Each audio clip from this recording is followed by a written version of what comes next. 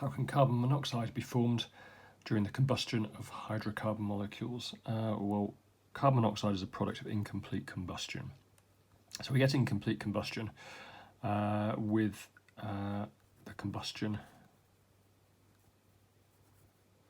of long chain molecules, long chain hydrocarbons, because they're less flammable. We also get it where